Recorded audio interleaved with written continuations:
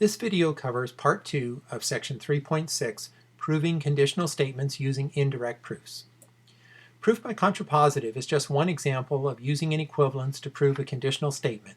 Since the conditional statement is logically equivalent to its contrapositive, then proving the contrapositive statement is true proves that the original statement is true. We can use other equivalences as well to prove statements. Theorem 1.22 in section 1.2 lists several other equivalences that are useful for proving conditional statements. One of the most useful of these equivalences is given in part O of the theorem. This equivalence says P implies Q or R is logically equivalent to Pn not Q implies R. This equivalence is useful for proving a conditional statement whose conclusion involves the disjunction of two statements. In order to prove a statement of the form, for all x, P of x implies Q of x or R of x, we first form the equivalent statement, for all x, P of x and not Q of x implies R of x. We then carry out the steps for a direct proof of this equivalent statement. Since these two statements are logically equivalent, then we know that they always have the same truth value. So if we prove one of them is true, we can conclude that the other must be true. For an example, let's prove for all real numbers x and y, if xy is equal to 0, then x is equal to 0 or y is equal to 0. So this is a well-known property of the real numbers with which you're probably familiar called the zero factor property. Our first step is to write out our symbolic form, which is for all x for all y in R, x times y equals 0 implies x equals 0 or y equals 0. Since we have an or a disjunction in our conclusion, we can apply our equivalence, and this will be equivalent to the statement for all x for all y in R, x times y equals 0, and x is not equal to 0 implies y is equal to 0. So you can see what we've done to form the equivalent statement is we've taken one of our two disjuncts in the conclusion and we've moved it into the hypothesis and negated it. We now prove this statement, this equivalent statement, using a direct proof. So we start by supposing x and y are arbitrary real numbers. We suppose the hypothesis, x times y equals 0, but x is not equal to 0. We then need to show the conclusion, y is equal to 0. So we have two hypotheses, and we want to work from our two hypotheses to reach our conclusion. The second hypothesis is that x is not equal to 0. And since x is not equal to 0, then we know that the reciprocal, or the multiplicative inverse of x exists, and we can multiply both sides of the first hypothesis, xy equals 0, by this reciprocal to obtain x to the negative 1 times xy on the left is equal to x to the negative 1 times 0 on the right. On the left, we can use the associative property and rewrite that as x to the negative 1 times x times y. The x to the negative 1 times x just gives us a 1, and so the result is a y on the left side. On the right side, we're just multiplying 0 by a scalar or a number, and so we obtain 0. So we obtain our conclusion, y is equal to 0, and so this proves the equivalent statement, and we can conclude that the original statement must be true.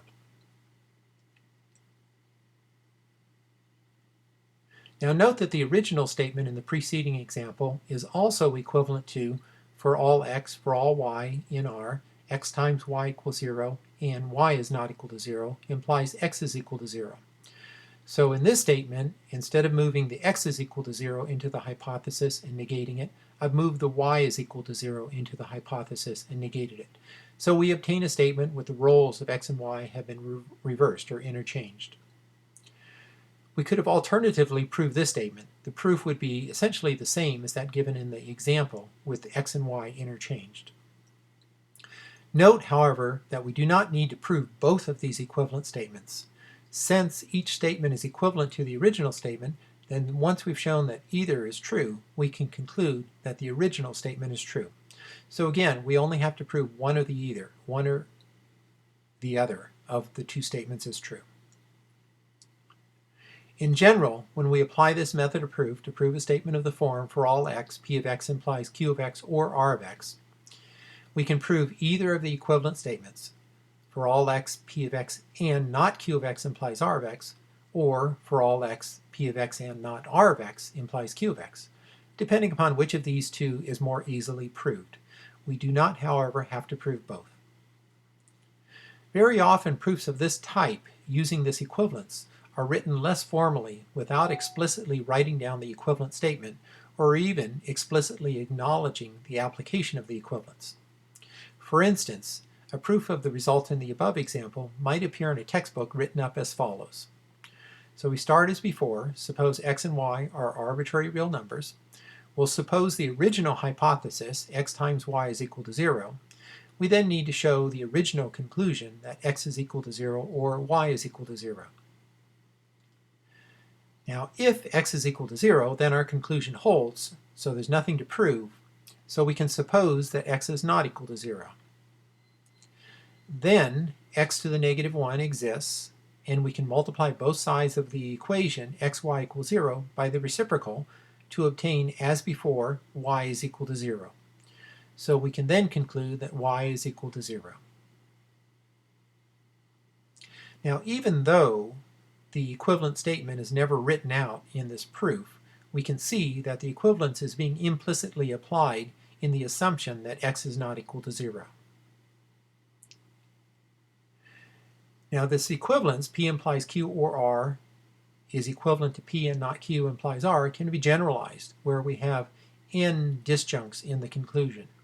So if we have P implies Q1 or Q2 or all the way down to Q sub n, that's logically equivalent to P and not Q1 and not Q2 and all the way down to not Q sub n minus 1 implies Q sub n. So the conclusion of the statement on the left involves n statements joined by disjunctions.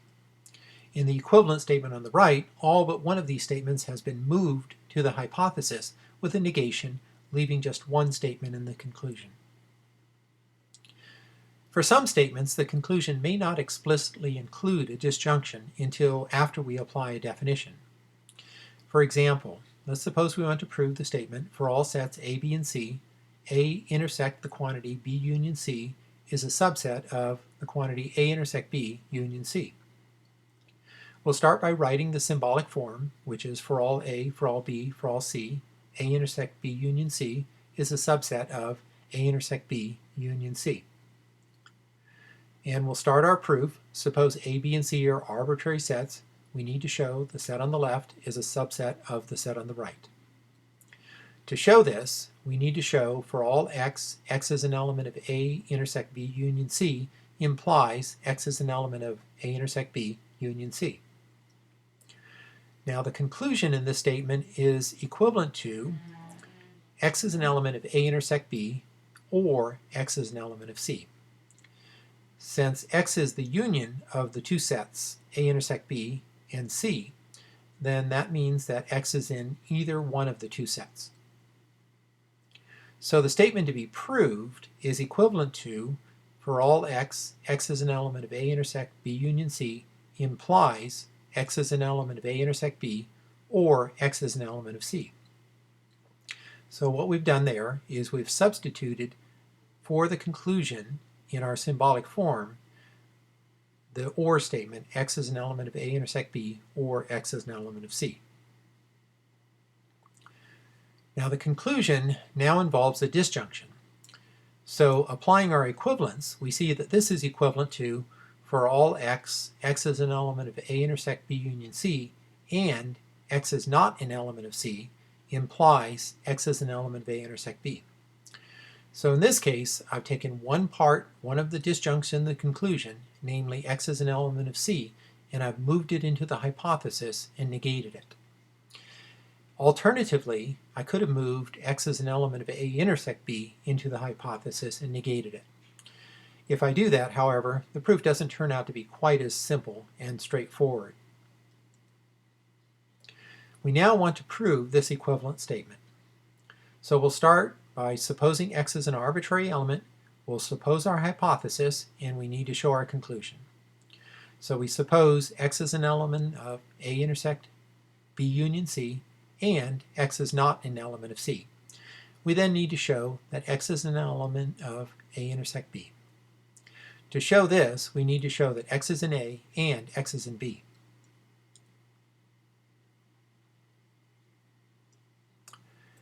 Now the hypothesis, or the first hypothesis, tells us that X is an element of A intersect B union C.